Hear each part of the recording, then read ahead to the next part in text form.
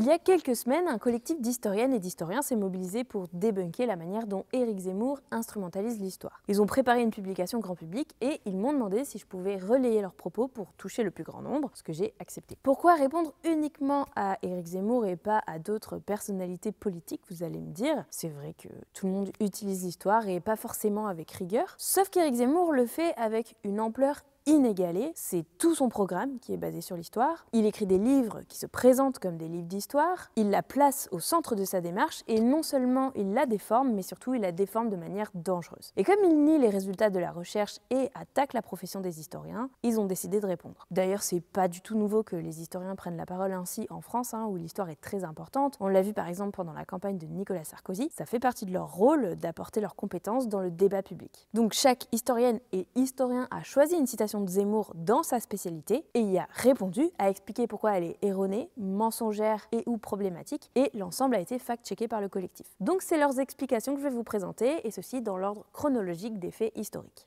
Tout d'abord, non, Clovis n'est pas oublié. Alors Éric Zemmour a écrit un livre qui s'appelle Destin français qu'on va beaucoup citer, et dedans il dit, je cite, « Clovis est désormais jeté dans les poubelles de l'histoire, comme un témoin gênant ». Donc là, il sous-entend qu'on parle plus de Clovis parce qu'il dérange, et que les historiens ne travaillent plus dessus. Et c'est Florian Besson qui corrige ceci. Je m'appelle Florian Besson, je suis docteur en histoire médiévale de l'Université Paris-Sorbonne, j'enseigne l'histoire-géographie dans le secondaire. J'ai fait ma thèse sur les États latins d'Orient et les croisades. Donc Florian Besson nous dit que c'est vraiment pas compliqué de se rendre compte que c'est complètement n'importe quoi, qu'on n'a pas arrêté de travailler sur Clovis. Il nous dit il suffit d'aller dans la base de données Regesta Imperi qui recense les travaux des historiennes et des historiens du Moyen-Âge. Si on tape Clovis dans la barre de recherche, on trouve 109 publications qui contiennent le mot Clovis dans leur titre depuis 1996, qui était une année de commémoration du baptême du roi. Donc il y a plein de publications, de colloques, etc. Alors du coup, peut-être qu'on peut se dire, en fait, Zemmour parlait plutôt des publications pour le grand public. Et là, Florian Besson répond aussi que, par exemple, en 2016, il y a eu un album de jeunesse Quelle histoire sur Clovis, une bande dessinée chez Glénat en 2021, un podcast de passion médiéviste en 2018, plusieurs articles dans les revues grand public comme l'Histoire, des vidéos très regardées sur YouTube comme chez Nota Bene, des expositions comme en 2021 Le Monde de Clovis au Musée Royal de Marimont, et qu'enfin Clovis est explicitement cité dans les programmes d'histoire de CM1, etc., etc. Donc on est assez loin d'avoir effacé Clovis de l'histoire, et c'est vraiment hyper simple de se rendre compte que Zemmour ment là. Son but, c'est de développer une rhétorique complotiste et décliniste de la France sur le ton de on n'apprend plus les grands hommes aux enfants et on oublie ce qui a fait la fierté de la France. Un ton qu'on va retrouver régulièrement comme vous allez le voir. En fait, il le dit dans tous ses livres, la rhétorique de on n'en parle plus, c'est hyper facile de son côté, quoi. Tu vois, ça lui permet de dire moi je vous dis la vérité, moi je vous dis ce que les gens osent pas vous dire, moi je suis courageux, moi je suis tout seul contre les historiens. Donc c'est une rhétorique très très flatteuse, et il le dit pas que pour Clovis, il dit exactement la même chose après pour Urbain II en disant Urbain II, ce grand absent des manuels scolaires, on n'ose plus prononcer son nom. Tu vois, il y a vraiment une espèce de rhétorique comme ça de la damnatio memoriae qui est très très pratique, quoi. Ça fait vraiment les méchants historiens gauchistes qui effacent l'histoire de France, et le courageux Zemmour qui est le seul à oser le dire.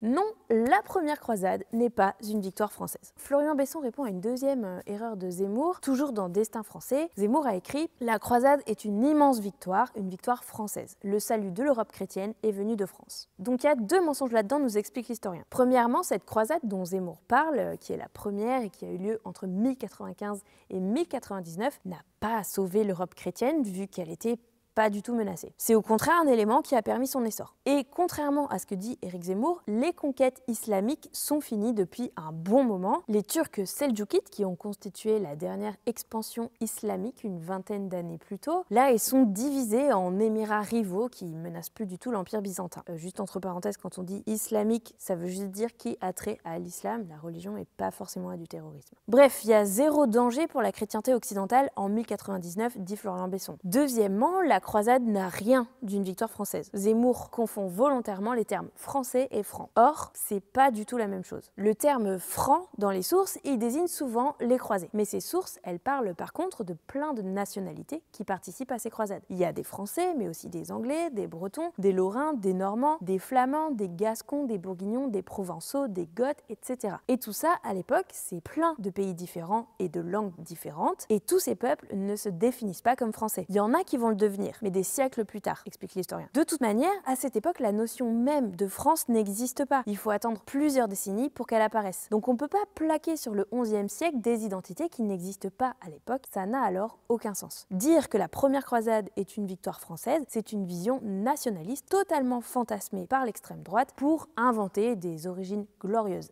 à la France, mais c'est scientifiquement faux. Zemmour, il reprend les historiens dont il s'est beaucoup nourri, il reprend Michelet et tous ces historiens au 19e siècle qui font l'histoire de la croisade, ils en font une victoire française, à un moment où il y a des luttes nationalistes très fortes avec les Anglais, aussi avec les Belges, où il s'agit vraiment de réapproprier la croisade dans un contexte de construction des nationalismes, et notamment des nationalismes colonisateurs, impérialistes. Il n'a jamais dépassé cette construction-là. Donc en fait, je suis même pas sûr, la dernière, qu'il y a un projet. En fait, ça reflète simplement son terreau intellectuel, qui est que littéralement, sur les croisades, il n'a jamais rien lu depuis 1936.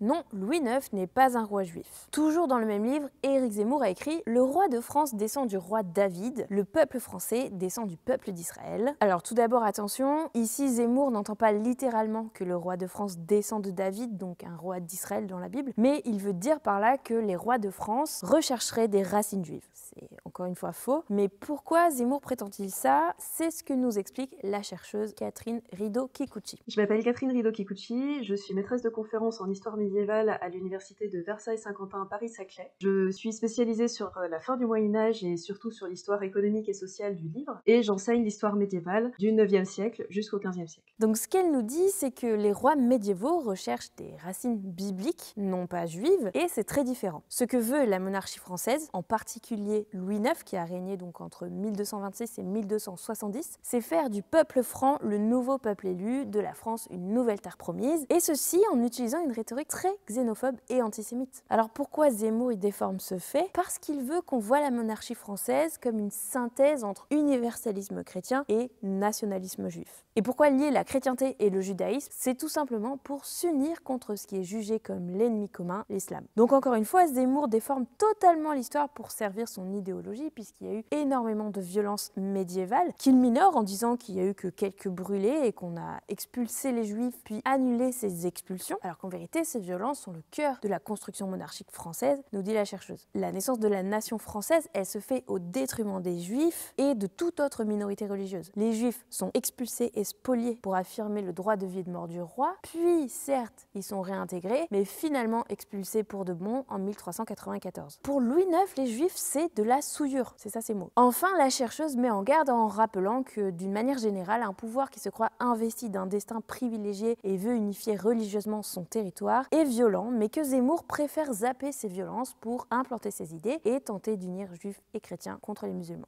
Non, le Grand Ferré n'est pas un héros patriotique. Toujours dans Destin français, Zemmour a parlé du Grand Ferré, qui est un paysan pendant la guerre de Cent Ans qui a organisé la résistance de son village contre les Anglais et les a découpés à coups de hache. Or, pendant la Troisième République, donc au 19e et 20e siècle, on a besoin d'un joli roman national à transmettre aux petits écoliers pour fabriquer des bons petits républicains, et les auteurs le présentent comme un héros qui s'est mieux battu que les nobles parce qu'il a repoussé l'envahisseur alors que les armées françaises n'arrivaient pas à protéger les campagnes. Éric Zemmour reprend donc cette figure de héros résistant et il dit « Le Grand Ferré, il va incarner le peuple de France ». Alors le peuple se rebelle contre la trahison des élites prédatrices et leur appelle le chemin du patriotisme. Le Grand Ferré n'a plus jamais rangé sa hache au rayon des accessoires. C'est Claude Gauvard qui répond à ça. Claude Gauvard, je suis médiéviste, professeur émérite d'histoire donc du Moyen-Âge à l'université Paris 1 Panthéon-Sorbonne et membre senior de l'Institut universitaire de France. Donc la chercheuse nous explique que certes le Grand Ferré représente peut-être une certaine forme de révolte contre les élites, mais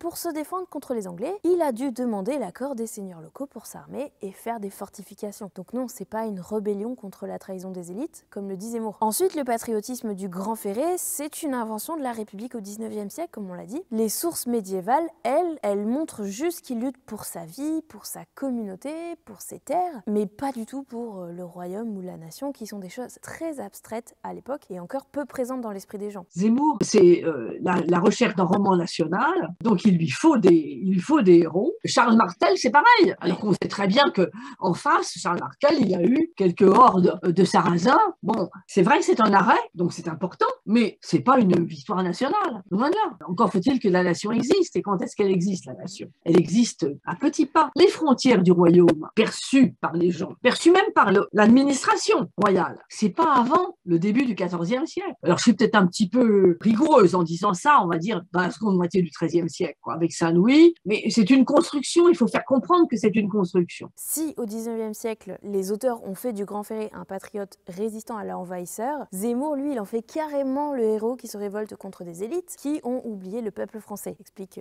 Claude Gauvard. Il parle non seulement de la faillite des nobles, mais aussi des marchands bourgeois parisiens et cosmopolites, pour pouvoir faire des résonances avec l'actualité d'une manière assez peu subtile. Or, c'est pas ça la réalité d'histoire, et c'est encore la déformer à des fins politiques, qui plus est en glorifiant la violence des armes. Non, les victimes de la Saint-Barthélemy ne sont pas les bourreaux. Dans un autre livre, Le Suicide français, Éric Zemmour a écrit « Il faudra un implacable Richelieu combattant sans relâche l'État dans l'État et les partis de l'étranger pour abattre les La Rochelle islamiques qui s'édifient sur tout le territoire. » Donc pour comprendre ce que veut dire Zemmour par là, je rappelle déjà que La Rochelle c'était une capitale protestante et que Richelieu l'a faite assiéger en 1628. Donc on est sur un thème cher à Zemmour, le fait qu'il y a des communautés qui n'ont pas leur place en France. Et à nouveau dans son livre Destin français, il a carrément dit regretter que la Saint-Barthélemy ait pas arrêté les protestants. Donc en gros, il a dit que le massacre de dizaines de milliers de protestants, c'était pas assez. Et là, c'est Jérémy Foix qui nous explique la rhétorique de Zemmour autour de ce massacre. Je suis Jérémy Foix, je suis spécialiste des guerres de religion dans la France du XVIe siècle. J'enseigne à Aix-Marseille Université et je viens de publier un livre sur le massacre de la Saint-Barthélemy qui s'appelle « Tout ce qui tombe, visage du massacre de la Saint-Barthélemy », publié à La Découverte. Donc pour Zemmour, explique l'historien, les musulmans sont donc les nouveaux protestants et la Saint-Barthélemy a lutté contre ce qu'il voit comme le grand remplacement de l'époque. Donc pour lui, le massacre c'est un geste de résistance et il faut utiliser la force pour se débarrasser des minorités. Donc des propos d'une violence extrême. Et comme souvent, il inverse les rôles en transformant les victimes en bourreaux, explique Jérémy Foix. Le massacre de la Saint-Barthélemy en 1572, pour lui c'est une réponse justifiée à ce qu'il appelle le fondamentalisme huguenot et aux persécutions que les protestants feraient subir aux catholiques. Mais quand même, nous rappelle Jérémy Foix, les protestants ont jamais représenté plus de 10% du royaume et ils ont été très peu violents. C'est un peu compliqué de comparer par exemple la Michelade de Nîmes en 1567 qui a fait 80 morts catholiques aux 10 000 victimes de la Saint-Barthélemy par exemple. En 1628, Richelieu avec son siège de La Rochelle, il a fait plus de 20 000 morts. Donc Zemmour fait des parallèles plus que douteux pour prôner une idéologie de la haine et de la violence vraiment la plus extrême. Non, les nazis ne sont pas les héritiers de Voltaire. Dans Destin français, Zemmour a écrit « Les Chamberlain, Gobineau, Rosenberg ne sont pas les produits odieux des anti-Lumières, mais les fils des Lumières. Pas les rebelles contre Voltaire, mais ses enfants dégénérés, les bâtards de Voltaire. » Donc en gros, il considère que Voltaire a inspiré les théoriciens du racisme du 19e siècle que sont Chamberlain et Gobineau, et des théoriciens nazis du 20e siècle comme Rosenberg. Alors déjà, il faut savoir que Zemmour est Voltaire, et ça, c'est Jean-Luc Chappé qui nous en parle. Je suis Jean-Luc Chappé. Je suis professeur d'histoire des sciences à l'université Paris 1 Panthéon-Sorbonne et je travaille plus particulièrement sur les transformations des sciences et des savoirs au tournant des 18e et 19e siècles. Alors oui, rappelle l'historien, Voltaire a été un financier prêt à investir dans la traite des Noirs, comme beaucoup de gens de son temps. Donc on déconstruise le mythe de Voltaire pour comprendre pourquoi les choses ne sont pas manichéennes et pourquoi les Lumières c'est plus compliqué que ça. Ok, très bien, mais c'est pas la démarche de Zemmour, nous dit Jean-Luc Chappé. Voltaire, en fait, il est très anticlérical. Or, l'Église affirme l'unité de l'espèce humaine. Donc Voltaire, dans le but de bousculer les dogmes religieux, valide l'existence des races. Par contre, il ne prône pas l'esclavage pour autant. Il défend dans son essai sur les mœurs et l'esprit des nations l'importance pour les civilisations d'échanger et de commercer ensemble, et il remet en cause la supériorité de la civilisation européenne, ce qui plaît pas à Zemmour. Enfin, Voltaire, il est panthéonisé par les révolutionnaires français en 1791, et puis la Troisième République à la fin du 19e siècle lui érige des statues. Donc pour les penseurs adversaires de la République dont on parlait tout à l'heure, Gobineau, Chamberlain ou Rosenberg, il est au contraire l'homme à abattre et pas du tout un maître à penser. Mais en gros, ici, Zemmour déforme l'histoire pour pouvoir discréditer une figure qui incarne des valeurs qui sont opposées aux siennes. Non, la Révolution française n'est pas un complot. Éric Zemmour a écrit un article qui s'appelle « La Révolution n'est pas ce qu'on vous a dit », qui est le compte-rendu d'un livre de Claude Quetel, et dedans il y a deux idées principales. La Révolution c'est juste une catastrophe sanguinaire, ce qui est une idée contre-révolutionnaire très classique, et la Révolution c'est un complot des sociétés de pensée, de philosophes et des francs-maçons qui ont influencé l'opinion au point de la monter contre le pouvoir et de faire éclater la Révolution. Et c'est pas un événement spontané. Tout ça, ce sont des idées qui ne datent pas de Zemmour par ailleurs. C'est Guillaume Lancereau qui débunk ceci. Moi, c'est Guillaume Lancereau. Je suis docteur en histoire contemporaine et historien de la Révolution française et de son historiographie. Et je co-anime avec deux collègues le blog Écho des Lumières, qui s'efforce de vulgariser, de démocratiser les savoirs autour de l'histoire du XVIIIe siècle. Dire ça, nous explique l'historien, c'est dire en gros que les gens sont stupides et que les masses n'ont aucune autonomie politique. Et c'est aussi cracher sur ce qui est pourtant le fait majeur de l'époque, l'entrée soudaine en politique de plein de personnes qui lancent des nouvelles formes de participation au pouvoir. Si on parle de révolution, c'est parce qu'il y a eu d'un coup une accélération du temps, l'ouverture de plein de possibles et un profond renouvellement de la culture politique, nous rappelle l'historien. C'est des nouveaux rapports sociaux, de nouvelles hiérarchies, de nouvelles relations entre église et État, entre riches et pauvres, administration et citoyens. C'est l'abolition des droits féodaux, la création de nouveaux secours publics pour les personnes dans le besoin et l'expérimentation démocratique. Et tout ça, forcément, ne plaît pas trop à quelqu'un qui prône l'autoritarisme et la hiérarchie, nous rappelle Guillaume Lancereau. C'est pourquoi Zemmour est incapable de percevoir les vraies dynamiques de la Révolution qui en font encore un objet actuel.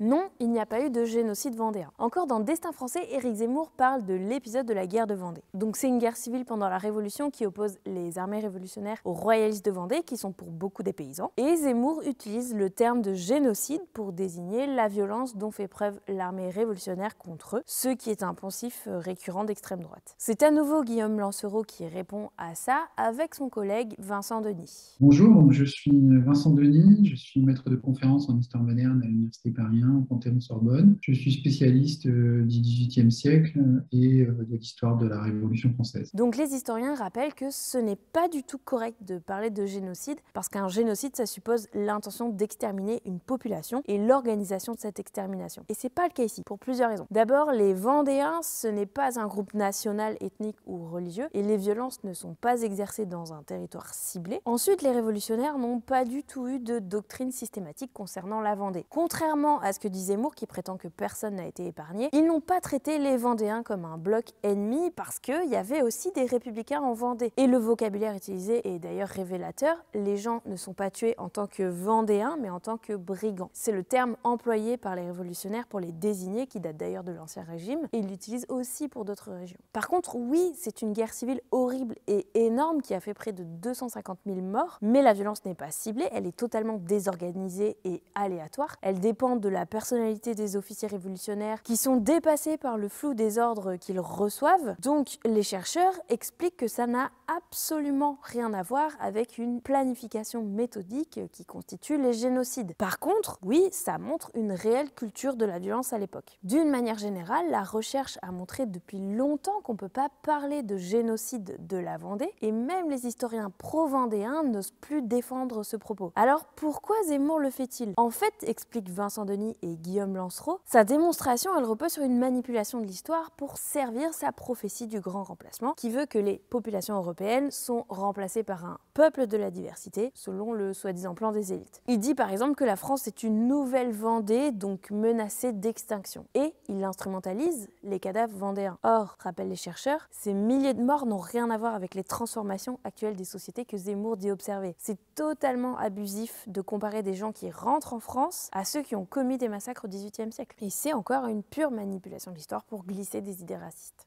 Non, les Français n'ont pas créé l'Algérie. Dans Mélancolie française, Zemmour dit que c'est la France qui a fondé l'Algérie en réunissant des tribus nomades. Et cette fois, c'est Sylvie Thénault qui répond à ça. Je suis Sylvie Thénault, je travaille sur la colonisation de l'Algérie et la guerre d'indépendance. Je suis directrice de recherche au CNRS, au Centre d'histoire sociale des mondes contemporains. Donc elle nous explique que la conquête du territoire algérien par la France commence en 1830. Or, à ce moment-là, il y a en place une régence, la régence d'Alger, qui est une province autonome de l'Empire ottoman et ses habitants s'appellent déjà les Algériens. De plus, c'est une entité qui existe sur le plan international. Elle a signé des traités avec la France, qui donc reconnaît totalement son existence. Et enfin, quand la France colonise la régence d'Alger, l'ordonnance qu'elle met en place en 1834, elle correspond juridiquement à une annexion. Et pour annexer un pays, faut bien qu'il existe. Donc à aucun moment, la France n'a créé l'Algérie, ni elle ne le considère. La France n'a d'ailleurs pas non plus développé l'Algérie. Sylvie Thénault nous fait le bilan de l'Algérie après 1945. L'économie est sous-développée, il n'y a pas d'industrie, très peu d'emplois dans les campagnes et de la misère partout, d'où l'immigration vers la métropole. Il y a eu un plan de développement, le plan Constantine, mais seulement en 1958, donc 4 ans à peine avant l'indépendance. La population algérienne a dramatiquement diminué à partir de 1830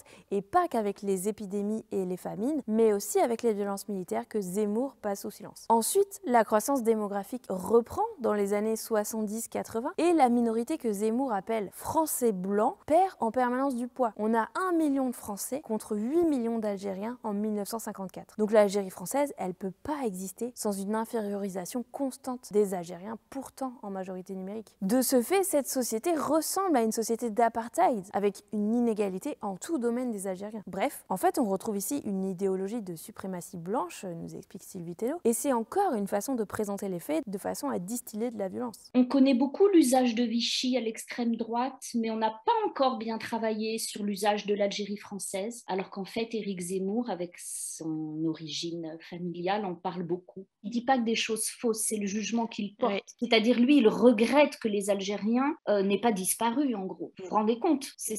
En fait, c'est très grave ce qu'il dit. Non, Dreyfus n'est pas coupable. Dans 2 chroniques de Face à l'info sur CNews les 29 septembre et 15 octobre 2020, Zemmour revient sur l'affaire Dreyfus. Alors pour rappel, il s'agit d'une affaire qui s'est passée à la fin du 19e siècle et qui a entraîné un gros conflit social et politique. Le capitaine Alfred Dreyfus, juif et donc coupable idéal, avait été condamné pour trahison et finalement réhabilité. Et pendant les 12 ans qu'a duré cette affaire, se sont affrontés une minorité qui demandait la révision d'un procès injuste et ou illégale, et une majorité qui, au nom de l'ordre, de l'autorité de la chose jugée, de la raison d'État ou de l'infaillibilité de la justice militaire, s'opposait à toute révision du procès. Finalement, il a été définitivement établi que les 2 condamnations de Dreyfus, en 1894 et 1899, étaient plus qu'une erreur judiciaire. Elles constituaient, à proprement parler, un crime d'État. Et parmi les défenseurs de Dreyfus, bien sûr, vous vous rappellerez sans doute de Zola qui a publié l'article « J'accuse » dans le journal L'Aurore. Or, Zemmour, dans ses chroniques sur CNews, affirme d'une part que cette affaire est floue et d'autre part que la victoire des Dreyfusards a entraîné de grandes purges dans l'armée. Et pour lui, cette purge, elle a carrément conduit à la déroute de l'armée française en 1914 et au grand nombre de morts qui en découlent. Donc en gros, Zemmour, il dit que c'est parce que Zola a défendu Dreyfus et que les Dreyfusards au pouvoir ont purgé l'armée de ces éléments anti-Dreyfusards, qu'une dizaine d'années plus tard, autant de Français sont morts sur le front. C'est Philippe Auriol qui répond à ces propos. Je m'appelle Philippe Auriol, je suis spécialiste de l'affaire Dreyfus et aujourd'hui je suis directeur de Maison Zola Musée Dreyfus, qui est le musée consacré à l'affaire Dreyfus. D'abord, il n'y a pas eu de purge dans l'armée à l'issue de l'affaire Dreyfus, puisqu'il y a eu une amnistie en 1900 pour mettre à l'abri des poursuites tous les protagonistes de l'affaire. Au pire, dit Philippe Auriol, il y a eu quelques carrières ralenties par des ministres qui essayent de républicaniser l'armée, mais il y a plein d'officiers anti-Dreyfusards qui ont poursuivi leur carrière sans aucun problème. Donc quand Zemmour soutient que le « j'accuse » de Zola et les purges imaginaires qui en auraient été la conséquence expliquent le grand nombre de morts de 1914, en fait il montre sa totale ignorance des sujets sur lesquels il s'autorise un avis. Et il s'agit de complotisme, ajoute Philippe Auriol. L'armée française, elle s'est pas privée de ses officiers anti-Dreyfusards, il explique, comme elle ne s'est pas privée de ses techniques offensives. C'est juste que ces techniques étaient totalement périmées. Ensuite, laisser entendre que l'affaire Dreyfus est une affaire trouble et qu'on ne saura jamais ce qui s'est vraiment passé, ça relève encore une fois du complotisme et du révisionnisme. S'il y a une chose qui est bien claire, c'est bien l'innocence de Dreyfus et la responsabilité de l'état-major. La recherche a totalement tranché, on sait qui a écrit le bordereau qui accuse Dreyfus, l'écriture du coupable a totalement été identifiée, contrairement à ce que dit Éric Zemmour. Et si la chose est claire pour les historiens, elle l'est aussi juridiquement. L'affaire est officiellement close depuis 1906. Il y a des milliers de pages d'enquête et de débats à la Cour de cassation qui peuvent pas laisser planer le moindre doute quant à l'innocence du capitaine, nous rappelle Philippe Auriol. Non, les mutins de 1917 ne voulaient pas continuer la guerre. En 1917, pendant la Première Guerre mondiale, il y a eu une série de révoltes de soldats au sein de l'armée française, refusant de continuer la guerre face aux conditions effroyables dans lesquelles ils se trouvaient et aux lourdes pertes humaines. Or, Éric Zemmour a écrit dans Mélancolie française qu'en fait, les mutins se sont révoltés parce qu'on les empêchait de poursuivre une grande offensive qui les conduisait à la victoire, l'offensive lancée sur le chemin des dames. C'est Nicolas Offenstadt qui débunk ça. Je suis Nicolas Offenstadt, j'enseigne à l'université de Paris 1 Panthéon-Sorbonne. J'ai eu plusieurs terrains de recherche et un des plus récents, c'était de travailler sur la Première Guerre mondiale et aussi la manière dont elle a été écrite, racontée, sur les enjeux de mémoire de cette grande guerre. J'ai aussi travaillé sur l'Allemagne de l'Est et là aussi un petit peu sur ces questionnaires de savoir comment cette Allemagne de l'Est a été écrite et comment sa mémoire s'est construite. Donc je travaille souvent à l'articulation de l'écriture de l'histoire et des enjeux de mémoire, de la manière dont les sociétés se souviennent d'un événement. L'historien nous met en garde, une des plus grandes trahisons à l'histoire, c'est d'attribuer aux gens qu'on étudie des motivations qu'ils n'avaient pas pour servir sa cause personnelle. Et là, c'est ce que fait Zemmour avec les mutins. Nicolas Offenstadt nous rappelle que ces hommes, ça fait 2 ans et demi qu'ils sont à la guerre et que dans leurs lettres, ils racontent à quel point ils souffrent et ils veulent qu'elle s'arrête. Donc Zemmour, qui vient légitimer son idéologie anti-pacifiste, prétend que ces hommes se seraient révoltés pour pouvoir continuer à mener une offensive qui s'est révélée pourtant complètement ratée et hyper meurtrière. Et elle est un échec dès son lancement, le 16 avril 1917. Elle a été mal préparée et les Allemands en face tiennent bien le coup. Et si l'offensive s'arrête, c'est parce que l'adversaire résiste, mais aussi parce que les soldats mutinés disent stop. Nicolas Offenstadt nous rappelle que, comme Zemmour est contre le pacifisme, il passe totalement à côté de ce qui faisait la réalité de l'expérience de guerre, le rejet croissant de ce que les hommes vivent dans les tranchées. Et l'historien ajoute que le nationalisme et le bellicisme outrancier, ce ne sont absolument pas des bonnes grilles de lecture pour comprendre l'histoire de la guerre.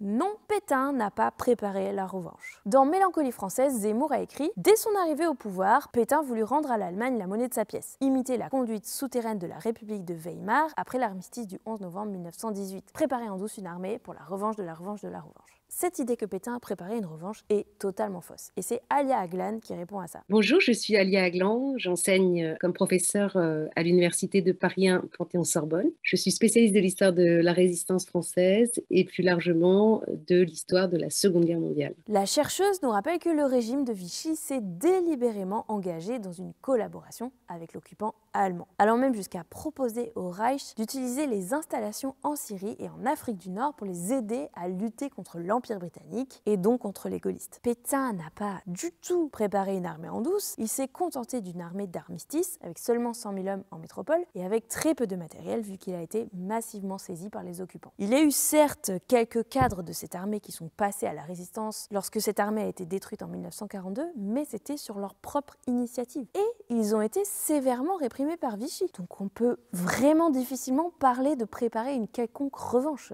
explique Alia Aglan. Au contraire, elle nous dit Pétain a utilisé la défaite pour culpabiliser les Français, en particulier ses prédécesseurs au pouvoir, notamment ceux du Front populaire. Donc c'était une coalition de partis de gauche qui a gouverné en France entre 1936 et 1938. Et parmi eux, Léon Blum, ancien président du Conseil, avec d'autres dirigeants, ont été traduits en justice en tant que fauteurs de guerre. Donc la seule revanche que prend Pétain, c'est une revanche politique en interne, dit la chercheuse. Zemmour est même allé jusqu'à supposer une connivence entre De Gaulle et Pétain, qui sont quand même les deux grands ennemis. Il parle d'eux comme du glaive et du bouclier, donc en imaginant un genre de partage des rôles entre eux, avec De Gaulle qui continue à lutter depuis l'Angleterre et Pétain qui se sacrifie pour rester auprès des Français et les protéger et limiter la casse avec l'occupant. Et donc là, Alia Aglan nous explique que ça, c'est une totale fiction qui est déjà développée par les défenseurs du maréchal Pétain pendant son procès à l'été 1945 et que reprend Zemmour. Le jour du débarquement, Pétain a même dit aux Français de ne pas se mêler d'un conflit qui ne les concernait pas. Donc on est vraiment très loin de préparer une revanche et c'est assez fou quand même de vouloir réhabiliter le maréchal Pétain. C'est sidérant en 2022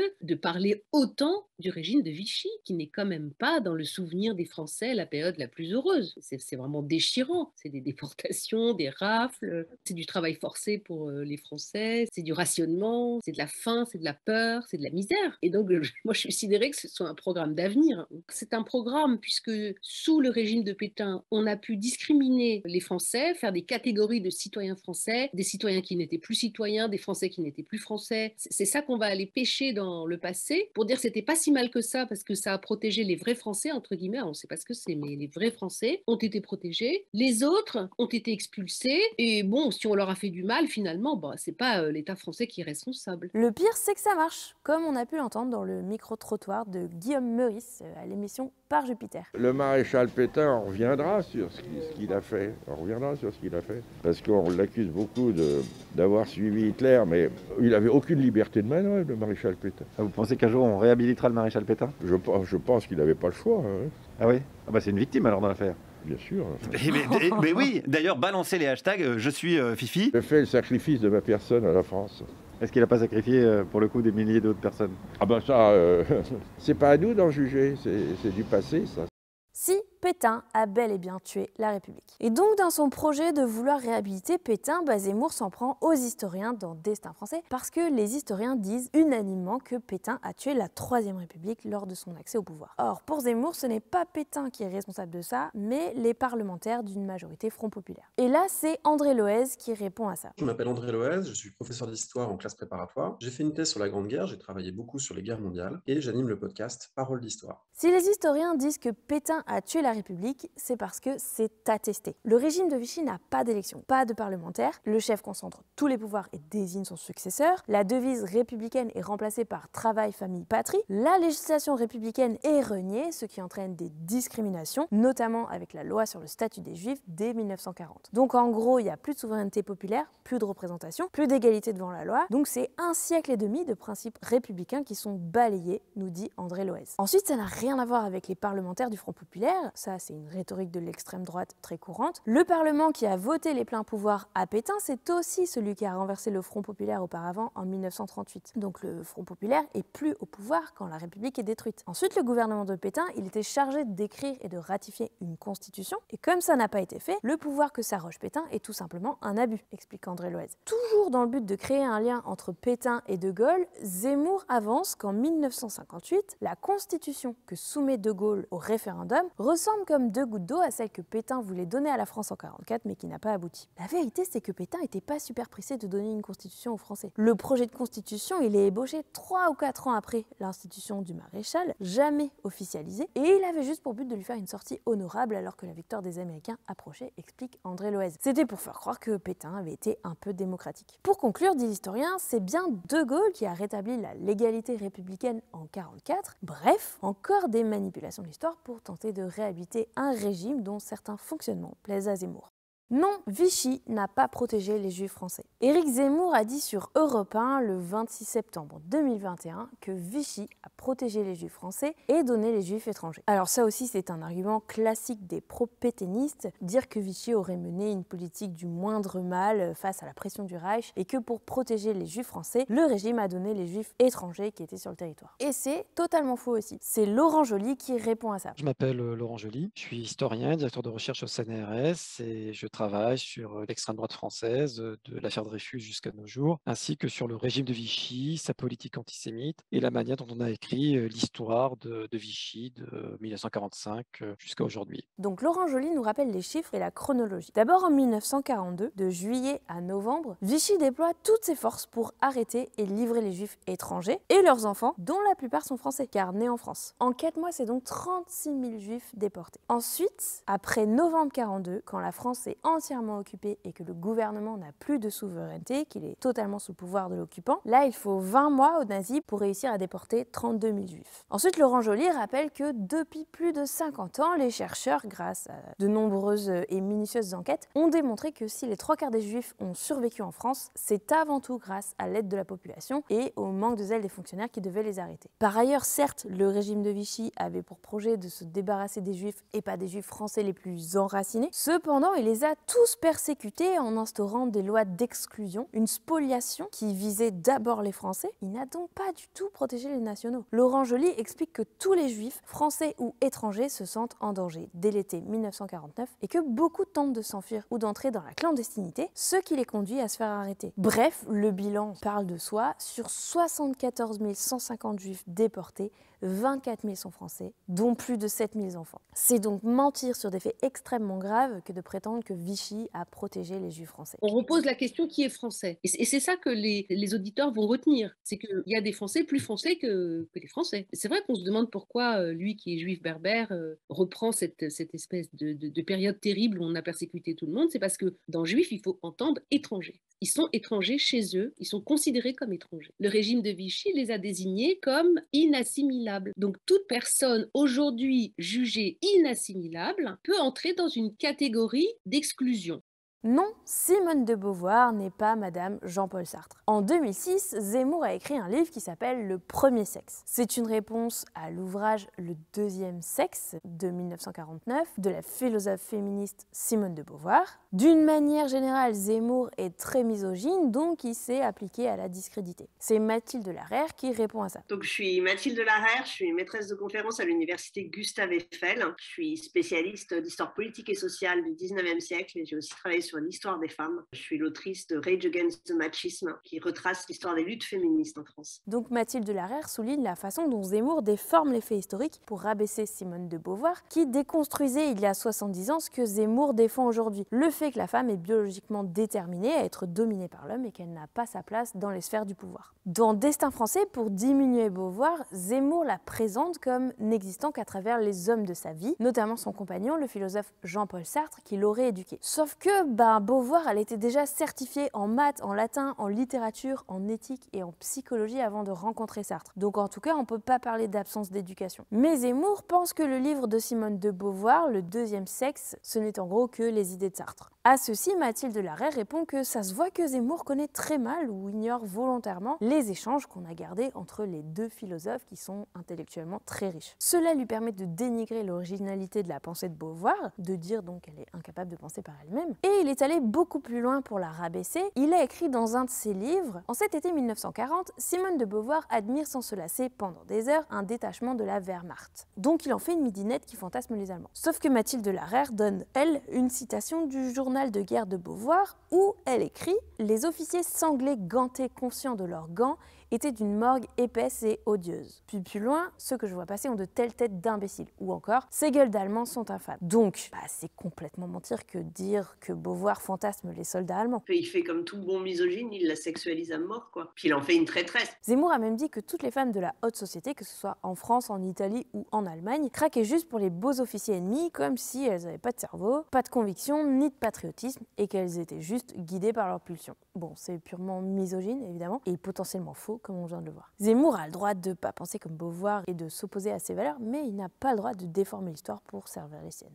Non, Maurice Audin n'a jamais tué personne. Autre démonstration du goût de Zemmour pour la violence, dans l'émission de l'Opinion sur Europe 1, le 18 septembre 2018, il revient sur Maurice Audin. Donc Maurice Audin, c'était un membre du Parti communiste algérien qui a été arrêté et a disparu en 1957. Zemmour a dit qu'il a été torturé, mais qu'il aurait mérité d'être tué en tant que traître qui a pris les armes contre la France et a aidé le FLN à tuer des Français. Zemmour a même conclu par « C'était donc tout à fait normal qu'il fût exécuté. La torture, ça a quand même permis d'arrêter les attentats. » Donc là, c'est à nouveau Sylvie Thénault qui répond à ces propos plutôt violents. Donc il faut d'abord expliquer le contexte. Maurice Audin, il n'a jamais commis aucune violence. Ce qu'il a fait, c'est qu'il a aidé clandestinement les anciens dirigeants recherchés du Parti communiste algérien à leur dissoudre. Zemmour, en fait, il le rattache au petit groupe de communistes qui ont commis des attentats à Alger en 1956. Et Sylvie Thénault nous rappelle les faits. Maurice Audin, donc à 25 ans, il a été dénoncé le 11 juin 1957. Il a été arrêté et a disparu dans un centre de torture et d'exécution. Sa femme a gagné le soutien d'intellectuels en métropole qui ont animé un comité en son nom pour dénoncer la torture. Elle a aussi porté plainte, mais celle-ci a débouché sur un non-lieu à cause de l'amnistie des forces de l'ordre prononcée en 1962. Donc officiellement, son mari s'est évadé, mais la vérité n'a jamais été découverte. En 2018, Macron a reconnu la responsabilité de l'État dans la pratique de la torture qui a eu lieu en Algérie. Parce que l'armée en Algérie avait légalement le droit d'arrêter des suspects, de les détenir et de les interroger en vertu de pouvoirs spéciaux qui lui étaient accordés. Ce qui n'est pas toujours le cas donc. L'exemple de Maurice Audin, souligne Sylvie Thénault, démontre que les arrestations visaient plus large que les responsables des attentats. Il s'agit d'une logique de répression policière et de terreur. Or, la torture est contre-productive sur le plan politique car génératrice de haine. En tout cas, le moins qu'on puisse dire, c'est que les attentats n'ont pas du tout cessé avec elle. C'est pas avec Guantanamo qu'on n'a plus d'attentats, clairement. C'est donc un mensonge de Zemmour qui lui permet une dangereuse légitimation de la torture. Et l'historienne rappelle aussi que la France a ratifié le protocole du Comité contre la torture des Nations Unies qui ne tolère aucune dérogation.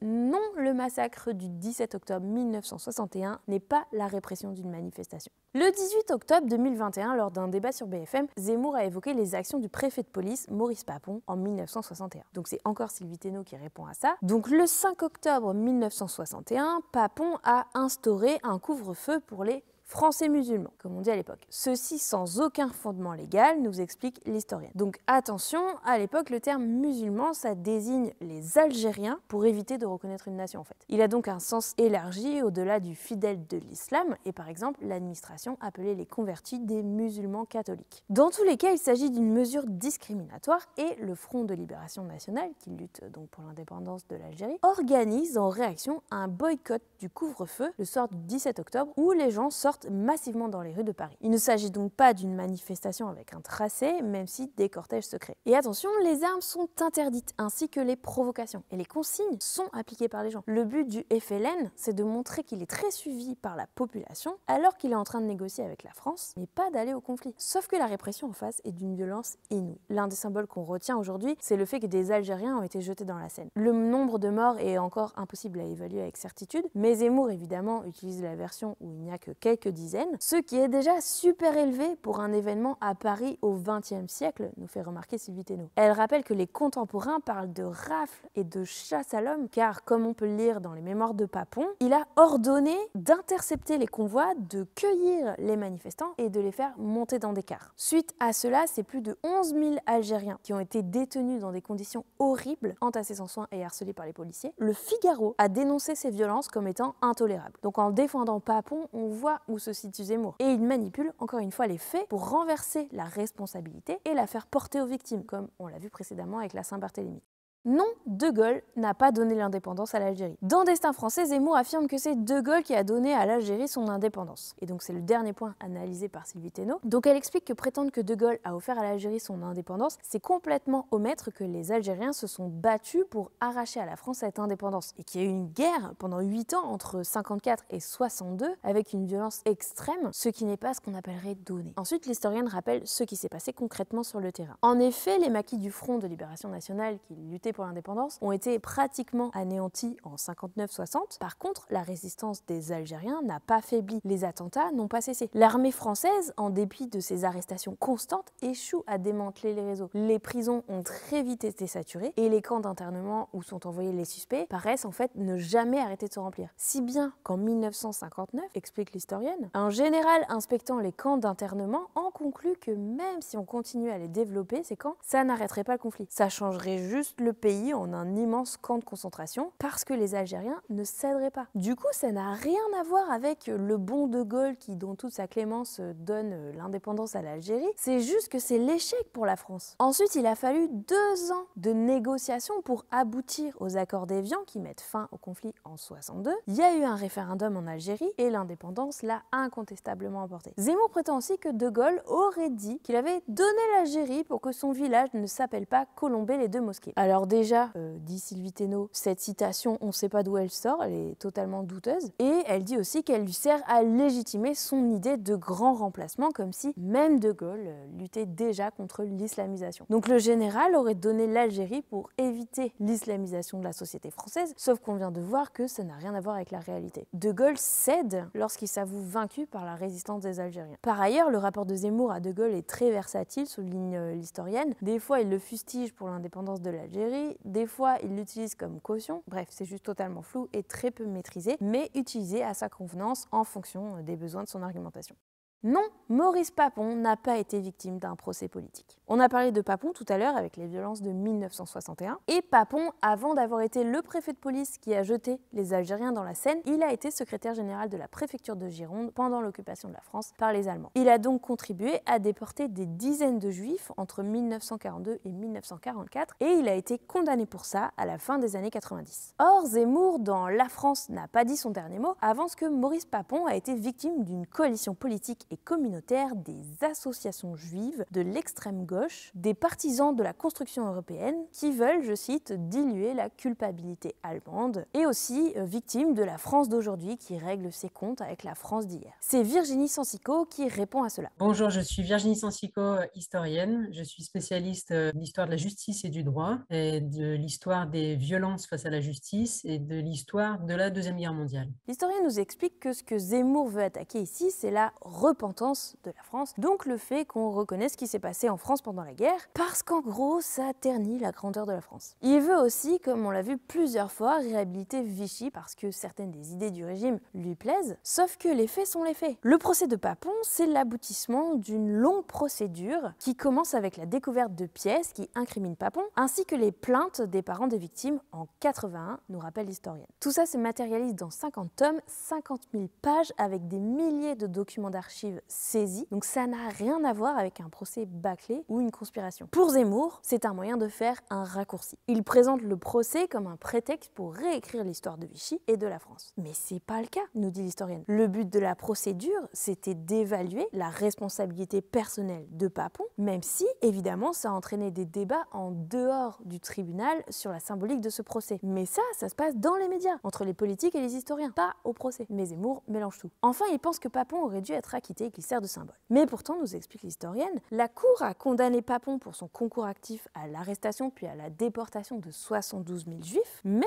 elle l'a acquitté du chef de complicité d'assassinat à Auschwitz, alors que l'accusation a essayé de montrer que pourtant, Papon ne pouvait pas ignorer le sort qui attendait les juifs déportés. Donc le droit a primé sur le symbole, rappelle Virginie Sancico. Enfin, j'ai pu discuter avec Gérard Noiriel qui a sorti en 2019 un ouvrage sur l'utilisation de l'histoire par Zemmour qui s'appelle Le venin de la plume. Je suis Gérard Noiriel, donc directeur d'études à l'École des hautes études et je suis spécialiste de l'histoire de l'immigration. Au départ, c'est ce qui m'a amené à m'intéresser à Éric Zemmour puisque, comme on le sait, c'est son thème de prédilection. Mais aussi, disons, j'ai une casquette un petit peu d'historiographe, c'est-à-dire je m'intéresse aussi à ce que c'est que l'histoire, la science de l'histoire, les combats pour défendre la science de l'histoire. Et donc, c'est aussi une des dimensions, je dirais presque, c'est même celle-là qui a été principale dans ma décision d'écrire ce livre en 2018-19. Il faut quand même inscrire Zemmour dans une certaine tradition qui, à mon sens, est née avec Drummond, ce qu'on appelle la rhétorique, c'est-à-dire l'art de convaincre par des moyens, des modes d'expression qui ne sont pas ceux du langage, je veux dire, académique, rationnel. Donc, c'est pas une analyse, c'est puiser des éléments qui vont nourrir une construction préalable, où l'histoire a donc une place centrale. Laurent Joly l'explique très bien dans son bouquin, c'est qu'en fait, depuis Vichy, les droites françaises sont séparées en deux. Il y a d'un côté la droite, de l'autre côté l'extrême droite, et du coup, c'est impossible électoralement de faire une coalition. Et De Gaulle a maintenu la coupure, et Chirac, le 2002, Le Pen, etc., a maintenu la coupure. Le but de Zemmour, c'est de faire sauter le verrou en disant on assume tout l'héritage de toutes les droites, parce que en fait, Vichy, c'était pas ce qu'on vous a dit. Donc c'est aussi politiquement très très calculé pour faire l'union des droites et de l'extrême droite. On n'en a pas assez pris la mesure. De quelle société il veut, quoi. C'est une société violente et de la persécution. C'est normal que des gens comme ça prônent évidemment la violence, la répression violente, dans la mesure où il justifiera de toute façon toutes ces mesures-là par l'urgence et par la nécessité. Et d'où du coup d'ailleurs le délire sur le déclin, l'apocalypse, quoi, qui nous menace et donc qui demande des mesures extrêmement fortes. Ce qui est fondamental, et c'est pour ça qu'on est tous là, c'est qu'en fait l'histoire est finalement le cœur de son programme. Et il a dit justement que le principal argument qu'il opposait à Macron et à Marine Le Pen, c'est qu'il ne connaissait pas l'histoire. Et donc c'est lui qui se considère comme un grand historien qui connaît la vérité de l'histoire. Et c'est au nom de cette vérité de l'histoire qu'il a fait son programme politique. Vous savez, le pire pour moi, c'est quand même l'affaire Dreyfus. Parce que là, quand même, si vraiment il y a une nouvelle affaire Dreyfus, je suis aberrant. C'est tellement aberrant, ce révisionnisme. C'est grave de dire ça. Hein. C'est la raison pour laquelle moi je suis sortie de mon silence. Hein. Moi je peux pas rester comme ça, c'est pas possible. En tant que historienne et citoyenne, il faut absolument le dire.